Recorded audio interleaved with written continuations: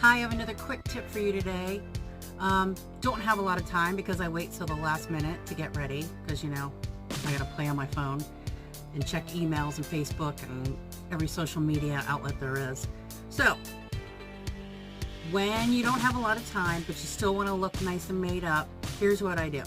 I definitely do foundation because I want to have nice even skin. Then I do a little blush. Now for the eyes, I keep it really simple. I don't do my eyebrows, and I'll tell you the reason for that in a little bit.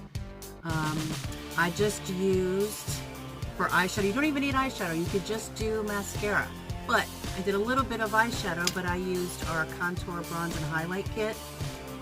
And I just used the contour on the crease of my eyes, put this on the lid a little bit, bronzer I sweep underneath on the lower lid, call it a day, little mascara, and then take a deeper lipstick. So it could be red, I'm using a berry. Actually, this is one of our new lip kits, Motives lip kits, and this shade is called Like Really Pretty.